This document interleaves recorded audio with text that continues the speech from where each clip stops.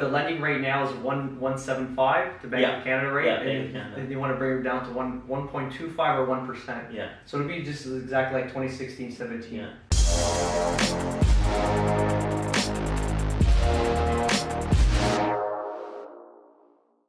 Hey guys, it's Steve Zalunardo and Hussein Kabani, East Meets West podcast here in Kleinburg, and we have a few topics today. We're going to be talking about bank rates that they're starting to fluctuate in a lower form, which is awesome for buyers right now, and also a little bit about his mindset. You went on vacation, just do some meditation, Did meditation, or just passing out. Bit of both, I guess. So yeah, I mean, it was nice to take a break. Nice to take a break, come back charged up. And, always when I go away or whatever, it gives me a lot of time to kind of reflect on how to move forward and what I want to do. You look more relaxed. Yeah. I think I am a lot more relaxed. So you get to like unwind without having too much noise in the background. So so that was cool. While I was away, we had a couple of not difficulties, but delays that came up with some of the listings that we've already have signed. Sure. So like we had some delays, whereas people are not couldn't get the house ready on time. We actually had one client, really nice guy. He kind of almost got confused and pulled a plug on wanting to list in the summer market. Really nice property. He just did a bunch of renovations to it in order to put it on the market. He gives me a call late last week, and just says, you know what, I actually don't want to, I don't think I want to go in the summer anymore. I think I'll wait until the fall for the fall market to pick up. So, for me, it's kind of like I obviously prefer it for the property to go in the summertime, especially what this property is. Yeah. It's more like a family type property. Yeah. And there are families that still probably haven't bought something for the start of school, and they're flexible in order to close before school starts. Yeah. So, like a property like this is like 4 bedrooms, 2.5 or 3.5 washrooms, really nicely done in a family subdivision. I would say it would have been beneficial to us to have that property up on the market first week of July or second week of July, just so we could probably sell it in the next 30 days, and if somebody needed to close in 30 days. A similar situation just happened over the weekend. Exact same. Come on. Exact same. Yeah, so I mean, like that was kind of a bit of a setback, and then we have another townhouse that will come up, but just renos and things like that. Joanna, who actually works with me, she's had some success.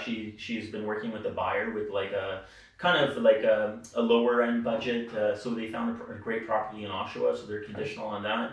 And then we have a property in Oshawa that we've been kind of playing around with prices. We ended up in a multiple offer. We didn't reach the seller's targets.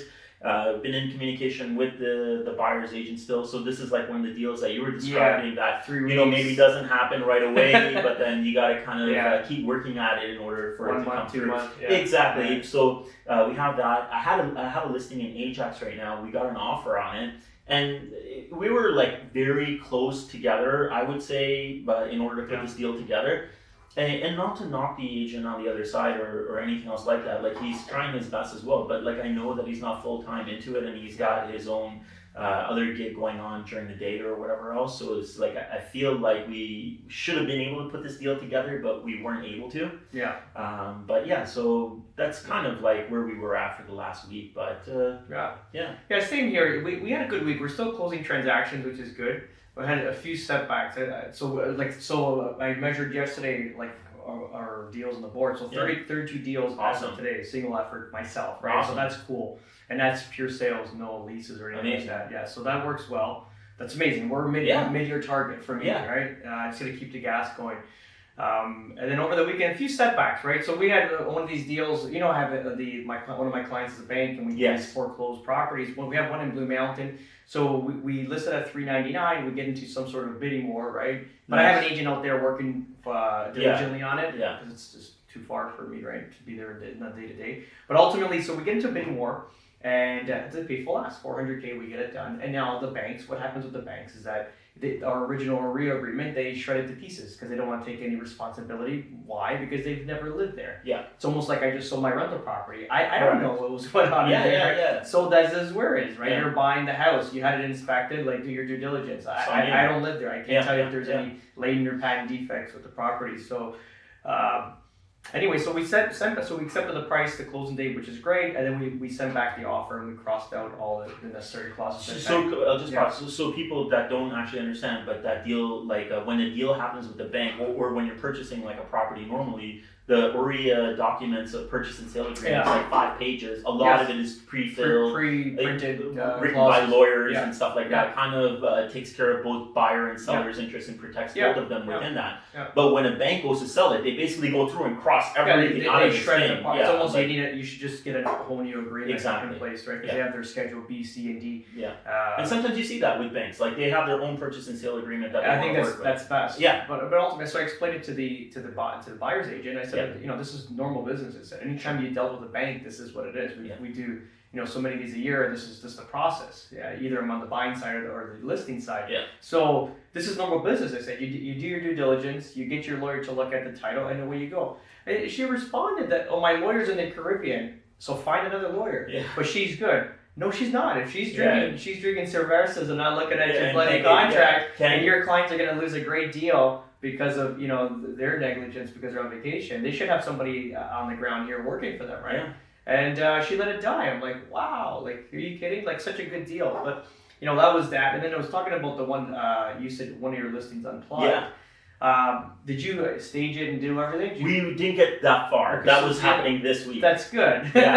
So we had a listing, and 3 weeks of preparation in the sense that we met with the clients multiple times. We had to show value, compete against other agents, get the listing. But this is a 3-week period, right? So it's extensive time, money, and energy already invested.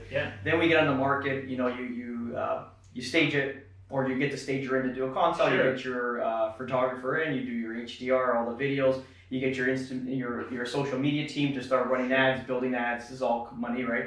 Print 5 to 10,000 flyers, just listed postcards, right? You get your brochures done. What else are we doing there? And some other odds and ends, plus my assistant's time just sitting there working on the file. So I would say I'm probably into it for over $2K, not counting my hourly rate of $500 to $600 an hour. So so we listed it, and they're like, we don't want to sell anymore. We just we're not finding anything that we like. But guys, the whole plan was sell first. You sell, and then you're going to buy it because ultimately you can't afford to carry 2 properties. So if you, the whole point is to get on the market right now in that area. There's zero inventory. That's nice. They have a pretty decent house, and it would have sold well, right? So we would have sold that well. Then ultimately had time to buy something, and they also had an option to live with parents in the meantime if they didn't find anything, right? So it's not like they were going to rush them out of the house. So. I got that call. It was just like, we're not gonna sell, or we're just gonna pull the plug. But there's a lot of collateral damage for us, right? I wish you would have told me this before, but you can't, have me, do all this work and all this effort, and 3 days in you unplug it. Especially we had 7 showings lined up, 8 showings lined up for the weekend. That's crazy. It would have sold. But that's one of the things, and then how do you kind of mitigate your risk? So we try.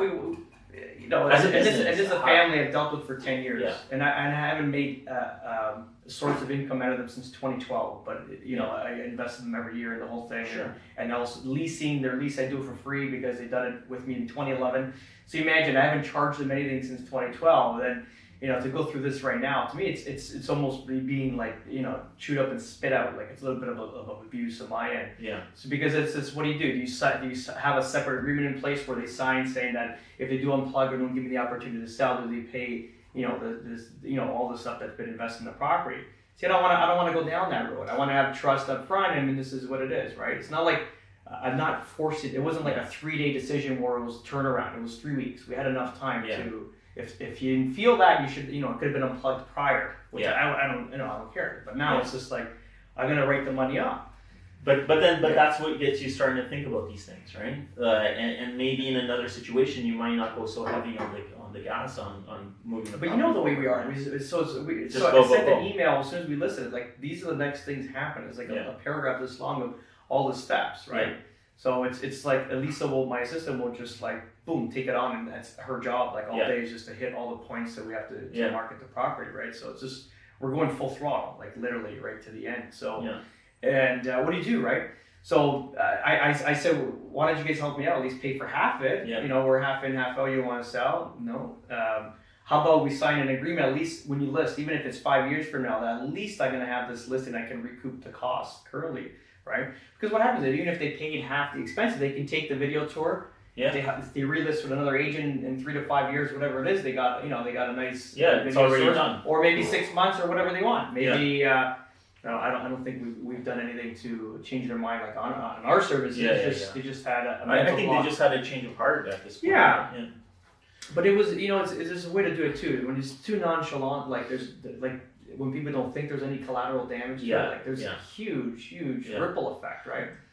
Like maybe I'm bitching too much about it. No, but ultimately, sometimes people don't understand what goes behind it as well. Like how much time and effort actually goes into putting together something like that.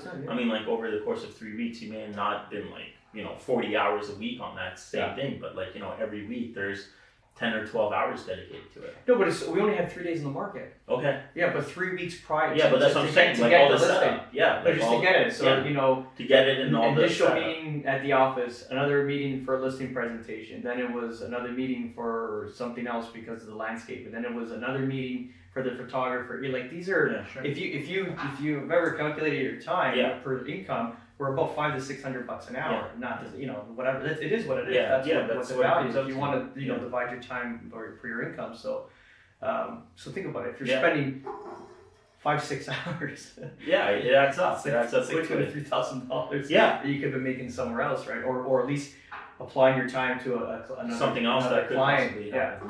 So it's what are you gonna do? But hey, you never know. But at the same time, I think we get better at kind of gauging the client too. And sometimes you have a relationship. 10-year relationship. Yeah, but let's put it this way, bro. There was one person that was on my.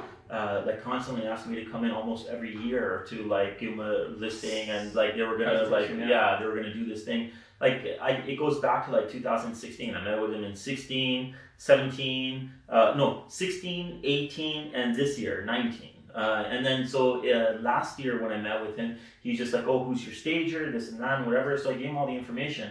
And then he ends up calling the stager. He ends up calling the stager to try to go get a price and this and that. Fact check whatever I said, and which is fine or whatever else. But then he starts talking with the stager he doesn't talk to anybody and whatever else like that, asking for other realtor suggestions. Well, I'm basically I got a call back, and it's just hey, this person is calling and checking out things that you were saying and whatever else, which is fine. But we get to a point where he needs to sell his property now because he has a new construction that's going to close. Sure. So I go in and see him, and then he's asking me to stage and do this and this and this. And what I basically did was I said, okay, that's great. There are portions of it that I'm willing to work with you on, but I said, you got to pay for it up front or pay for half of it up front. Yeah. And I think that and honestly, what I was trying to do is that where he wants to price the property and then the features of the property, it's not 100% ideal. And then plus when you get a feeling off of somebody that doesn't sit with you well or whatever else like that, to be honest, I was putting up almost every obstacle for this person want to not work with me. And then ultimately he just kind of succumbed to everything I've said, and then he's just verbally on the phone, okay, fine, I'm good with everything or whatever. And I let it sit with him for a day or two before I even sent him anything. And as I was going to start to send him listing documents to sign off on, he sends me a message and he's well, I don't feel comfortable about paying for, staging up front or whatever it was. So I'm going to work with somebody else. I'm that's great. You avoided a bomb. I feel I just dodged. That was a grenade. Yeah. The grenade had the pin out and it was just waiting for the clip. So sometimes when we go through these experiences, I think we start to realize it. I told my stager, it was the same feeling I got last year when I was about to do this big listing in Pickering or whatever else. The moment the stager showed up on the day to do it, the interaction I had with the seller, my gut told me everything in the world to just tell these guys to just turn the truck around and let's just call it off right now. And I should have listened to my gut, and this was the same thing. So I put up so many obstacles against this that and you created. Okay, so going back to my situation, you get a 10-year relationship, 10-year tender. That's a lot of time, especially when you do everything for free. It kind of shows your character as a realtor that I'm not here just for the money, I'm here for the relationship. Of course. Naturally, I'm here to do a good job, right? And But when it's time to make money, we're going to make money. That's just the point. But if we can do things for free, we're going to do it. We're not going to charge every minute like a lawyer would on an email or a text message, whatever they're charging, right? Yeah. So even this, like 3 weeks, like there's a 3-week gap. It's huge. Like there's no reason even, like how do you, like I'm looking at it, like I can't even, I'm really good at assessing people. You know the way I am. Yeah. Right? I can assess, I can scan and move on quickly. Yeah. But this it was so dumb. So you're like, I don't know if it's summer months and I got too much sun, but it just what happens, man. Like, yeah, no. Listen, it's part of business, right? Yeah. I don't know, like the future. What do you do with that? I think even for the client's portion of it, I said, listen, just make me feel good. Like I'm into a 2K. You're not gonna pay a dime. Set some agreement up with me. The services are there. You're happy with everything. Set some agreement in with me that I'm going to get this list in the future. If it could be 1 year from now, 3 years from now, 5 years from now, would you sign that? If I had absolutely no reason other than I just didn't feel comfortable because there was no other home on the market that I wanted. Yeah.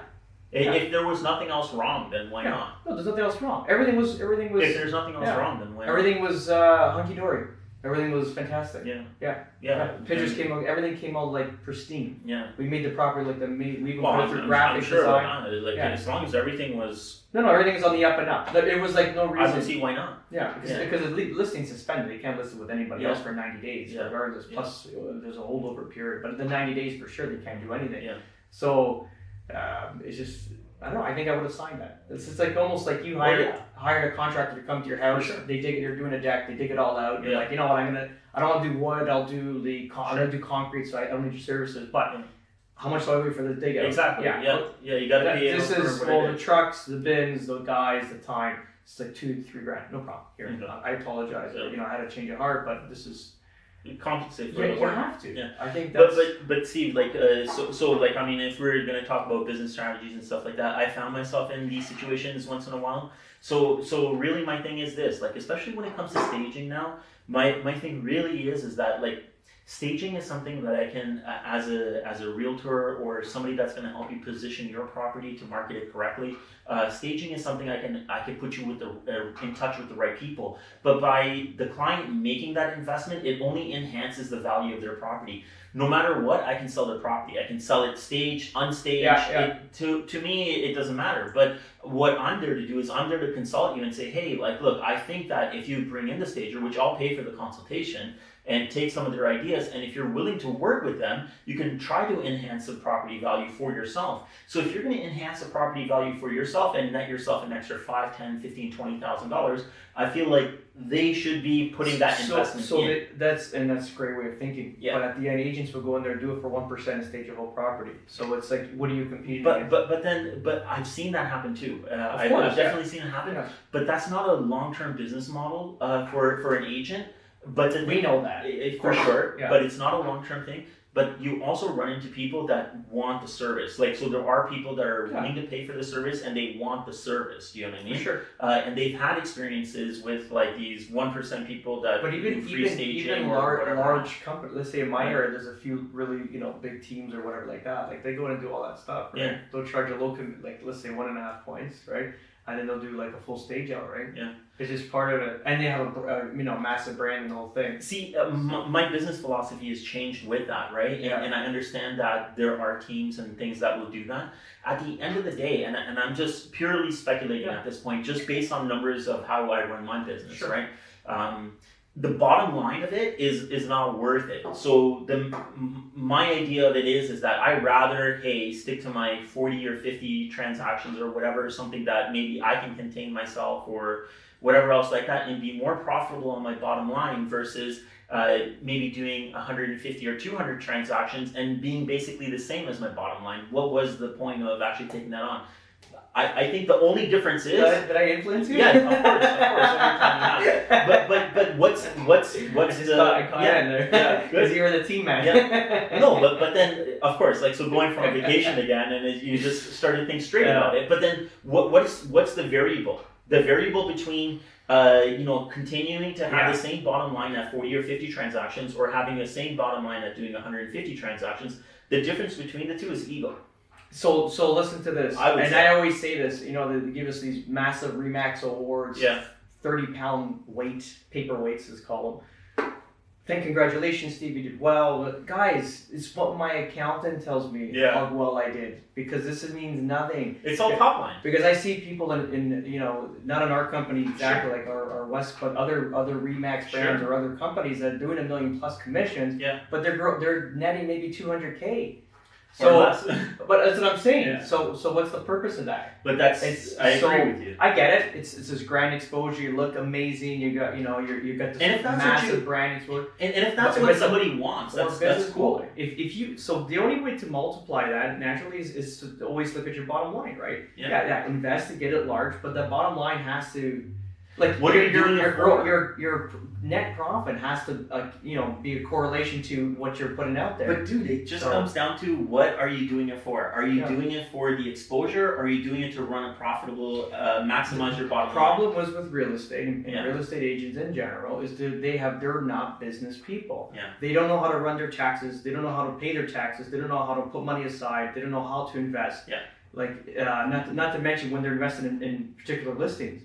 Like we had this conversation. If you're going to have a $10,000 commission and your photography is going to cost $1,500, there's something wrong. It's 15% of your gross profit. Yeah, it's not. You can't do that. It's not. At the end of the month. So then you got 50% going to, because we're in a high tax bracket, 50% going to the government, right? So now you're down to $5K. Then there's all the other stuff. What do you get? You're left with $1,000. $1,500. If after Remax takes their fees, what do you gonna have left? So you're left with what, $1,500? Maybe. So you're left at 15%. No. And then was that worth it? I don't know. No. So I think the decision process. And that's what my old coach Mike Ferry used to always say. It's they're the worst. They're not business mentality. Yeah. People run these things just. There's a lot of money coming in, and they just run it like crazy. It's not like really you sit down and strategically plan for it, budget for everything. It's just basically get it and just throw it. Yeah. Get it and throw it. And what was the point? Yeah, what was the point? But look, and not to knock anybody that wants to go out gangbusters or big teams or anything else like that. Good on them. I just come to a realization that I don't want to make all this noise and make all of this noise and end up at the same bottom line. There's a Caribbean saying, a guy told me, goes, the empty barrels are always the loudest. Yeah. You bang them, right? Yeah. There's nothing inside. There's no substance, no money. Yeah. They're loud. I guess. So it's the amplify. It's a quiet guy that comes around. Like I go eat at those restaurants here in Kleinburg. They sat next to another guy. He's big builder in town. That's like $500 million guy right there, just chilling out. Yeah, not making noise. Yeah, leaving his tips are like in quarters. It's the greatest. I was like, get it. Full quarter. That's crazy. Yeah. All right. Cool, man. You want to shift gears? Yeah. Let's do it. Got. I think we covered our business and a little bit of mindset right there, eh? Yeah, there's a bunch of stuff there. I think, and also risk mitigation. Yeah. So maybe we flip over to the interest rates. Yeah. So there was an article we ended up seeing that basically said that economists were saying that Bank of Canada was going to cut rates in October and then twice after that. Yeah. I think that with the lending rate now is 1.75, the Bank of Canada rate, and you want to bring it down to 1.25 or 1%. Yeah. So it'll be just exactly like 2016-17. Yeah. But with that, we were even looking at the current rates and stuff like that. So what was it? The fixed rate you could get as low as 2.79. Well, 2.53 was that some. 2.53 was like 2.7 something was Duca, and then there was a 2.55 or 2.6 that was the big banks are just shy just of under 3. 2.9. I think TD was 2.97 and then 2.99 for CIBC. Basically, which if your mortgage broker can buy down the rate further, probably 2.90 or. Yeah, exactly. Yeah. So with the major bank, you're at that. But the interesting thing that we even saw is that the fixed rates were offered a little bit lower. Yes. Than variable rates. Yeah. Variable was 2.9, around 2.9. Yeah. So it only tells you one thing what they're trying to do, right? Lock you into a fix, and then the variable is going to go down much lower. So the mentality is basically like, hey, why would you go with a variable right now? Fix is guaranteed. It's still a low rate. Lock it in. Yeah. Remember, I was making this decision about my mortgage as well, and I was just thinking to myself, like, what am I going to do? What am I going to do? Because I had a 2-year mortgage, and I'm really glad right now that I went with that variable. Holy shit! Yeah. I wouldn't have done it. It's good for you. Good on you. Well, I just like, because like the first time I ever bought real estate when I was 21, I got screwed with a 5% interest rate, and then after that, when I was 24, I bought that second condo. I sold the first one and bought the second one, and I got stuck at 5.4%, and then the rates just kept coming down and down and down. And when you look at historically over a long period of time, people have always done better on variable. Yeah, so they've always done better on variable. Just gets scary. Hey man, but like it's what we were talking about before too, like risk mitigation, right? Like what's going on in the economy, like and how long are you actually hedging your bets? You're hedging your bets 3 to 5 years, right? So I think I signed a 3-year fixed rate or a 3-year variable. You know, I never done a variable. No, I think I did it on a few rentals, but never personal. Has always been locked. Yeah, I like that rates. I like it sitting. I like to know the payment. Yeah, I don't like. But the payment will stay the same. They will just plus and minus it out of the principal and the interest. That's what mine does. Yeah, man. Whatever it is, it just kind of makes the adjustment. The payment stays the same. I think, but when we went that spike, the variable right now, like where the spike in interest rates, these guys are paying more out of pocket. It depends on, I guess, how you. Yeah, because there was no more interest. There was no more principal left, so they had to go somewhere. Yeah, I mean, it depends on how it's structured and whatever. So I know the way that mine is set up. No, usually it subtracts it and adds to another. Yeah, I think it was tacked on to some of the mortgages. Because there was nothing left. There was nothing left in the principal. Wow, that's crazy. Yeah, so they just it starts adding on top. That's the only thing. Yeah. No, for me, always family home was a locked in rate. I like to see the rate, and away you go. Yeah, I don't think I would have saved much money. Like I locked in last year, or in 2017, a 2.59% 5-year fix. Yeah, but that's really good. Yeah, I would have actually if I went into a variable, it would have got killed. Yeah. Yeah. No, that's actually a really good rate. Amazing. Yeah. It was the only way to do it. I mean, you're still not beating it. Yeah, you're still beating it now. You're still beating it right now. Yeah. No, I think overall what's going to end up happening is that of course it's going to hopefully help more people get into the housing market at that point too, right? Well, I see now a surge in the market. Like I just, I report every week on inventory. So I reported this week 19,500 units, and the week before we're at 2120 with 2150. So we went down a couple. But I think this is what we're going to start to see, though. I think we're going to see we're going to shoot down this inventory. My feeling is that July, August, we're not going to see as many listings come onto the market, right? And then that inventory is just going to get chewed up. So we might have hit our height already. I think we did. I thought we were going to hit about 22 to 23,000. I think we're. I don't know. We'll see. We'll see what happens. My opinion is that we're going to probably see it chew down. I think we'll see it stay at 17. Yeah. I wouldn't be surprised if we start off after Labor Day, after the first week of Labor Day. That's when we'll start to pick up again with listings and stuff like that. But I think that we'll probably start to chew these guys down. Of course, more will come up and whatever else like that. If I was to guess, I'd tell you I think we'll probably be around 17.5 going into the fall. Yeah. I don't know. This is weird for me. I'm gonna have to watch this and see what happens. Yeah. We should have been higher by now. We're into July. Yeah, we should have higher inventory, which is good for the sellers, right? Yeah, it's good for the sellers, and that comes back again to circle, and not to harp on it anymore. But it's just the two listings between us that got kind of delayed or whatnot. It's just this is all evidence that this should be happening now. There's always that rule of thumb: you go in the market when there's low inventory. So really, there's no best time. You look at the market, less inventory. You're going to be the best show in town listed for sure. You know what I'm saying? Yeah. So. Yeah, funny thing. But anyway, it's all good. We wouldn't lose. No, it's part of real estate, right? Yeah. So yeah. What else? So that's pretty much it. Yeah. So I saw this is going back to saw a surge in even bidding wars, incredible. There are some that are still happening. Yeah. So even when we put that high price point property down a bit in Oshawa, we definitely got multiple offers. Yeah, you've got multiple offers. I see people still doing it in and around Pickering. If that particular pocket is tight on inventory, there are some pockets that are super tight on inventory right now, and they're definitely getting at asking or above asking price. Yeah, there was another one in a pocket that we have a listing in right now. They listed it at $699. They got $748 for the property. My expectation was that they're going to get $750 to $770 for it, right? But they were just at, I would say, the minimum threshold. There's another one that even came onto the market after that. That's a little bit more expensive. I looked at the listing, it was $789. I was like, it's kind of high, but for me, me, man. Like So 10 days, 12 days into it, it's sold conditionally. So Yeah. so we'll see what Okay, happens. so fair enough. All is well. Okay, so people are selling higher. Appraisals.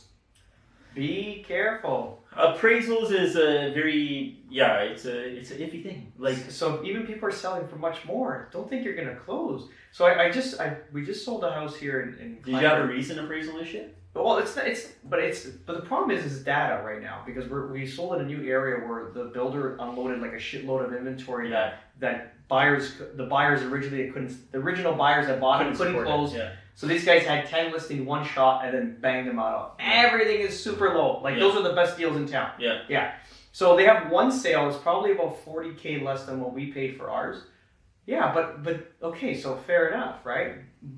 But that same house, let's say in the newer parts here, is about $60,000 to $70,000 more, right? Well, we paid at least $50,000 to $60K more than what we paid. Plus, the builder right now is releasing another phase. They're starting like a 4-bedroom is starting at $980 plus all the things are at $1 million. But so we're at 90 G's less. But this is a little bit different. This goes back to the same conversations we were having about new builds and people not being able to close, and the builders that need to move this inventory are going to move this inventory. Bring the price up. But I'm saying for the appraiser's sake, understand what happened here, and then look at the current value. Because when you got semi-detached, they don't care. At that point, they don't care though, because this is a recent sale now. They have to, but you can't just bank it on one. You got to look at the whole market. Of course, you got to average it all out. When you got semi-detached selling $10,000 below what we paid for a full detached in a beautiful area, a beautiful house, everything's done to the nines. Like it's 10G spread on a house that's a semi-detached with a laneway parking in the back, compared to a beautiful, like I'm talking like amazing curb appeal, well built, brand new house never lived in. Like you can't look at that. You can't look at it that way, for sure. So when I spoke with the appraiser yesterday, I said, but why am I even talking to you, the appraiser? Like this is, it's got to go directly to the bank, and then that guy should have no influence on this. But this is this and this. I go, you don't even know the street. I said, the street you're comparing, the one that just sold. Number one, the builder blew it out, like really fire sale. And that's like fronting onto like a laneway commercial. I said, you can't compare it to like our. Like just there alone, but you know what, Steve? Like and again, I'm just saying. Appraisals. But this is what I got right now. Yeah. So let's just say now someone's selling a house that goes with the multiples. Let's say actually near the house that just came off the market now, the sellers pulled the plug, sold for $1140. Okay. Yeah. Anything before that thing sold right at the same night I had to do my listing presentation. So all my statistics have already come from the last 3 to 6 months, and everything was indicating like. The high thing was 980, 1040, 1050, 1060. The highest. Yeah. This sells for 1140. Yeah. What's going to happen on closing? They're going to obviously have an issue. So bidding more. Yeah. Wait financing. But see, the thing is that like I can see issues with that. Like I would personally say it's okay. Like say in the example that I gave you, like where they listed at $699, they sold for $748. My expectation was $750, $770. But you had sales. But see, I can prove it. But when you're going above like that, unless you have the dough to back it up, when the appraisal comes in low, then that's on you. Yeah. And it's the same thing that we were talking about of people bought new construction 2 or 3 years ago that are closing on these properties right now. Like unless you bought a condo in downtown, unfortunately, you're basically screwed. Yeah. Yeah, it's gone down tremendously, right? Downtown condos, man. I just can't help but to gravitate to want to be a fan of them, man. Like a client of mine, I sold one to just before the market came down, man, on Portland. Like freaking nice. It's a nice street unit, bro. Nice unit too. I think we sold it $790. I was just messaging back and forth. $790. This thing is like peaking like 9.5 right now. Wow. Come on, dude. That's a good location. Come on. Near what? King West? On, dude. Is that King West? Yeah, man. Yeah, it's really. But it's not condos in Vaughan. No. Sorry. No. Like those. When I get these emails to buy here on Jane and 7, I'm like, it's no, thank you. Unless you're like donating them at a donation rate. If you're gonna be the end user, it's different, right? Hey, listen. Unless they're like. Yeah. Unless you can kind of see the value. Like, think about it, dude. If even as an investment, dude, if you get an email from there that says you buy a 1+1 here for like $350, I think that's a slam dunk. Yeah. At $500, no, thank you. No. Yeah, not at $5. Then you could go buy some nice townhouse somewhere else. Yeah. 800 a foot, 900 a foot's a lot of money, right? Yeah. Cool. That's it, buddy. This is it. Ready to sign off? Yes, sir. Yeah, let's do it. It's very good. You want to hit it up? Yeah. Hussein? All right, guys. This was East Meets West podcast with my buddy Steve Zalunardo. I'm Hussein Kabani. Hope you guys have an awesome week. Awesome, guys. Have a good one. Ciao.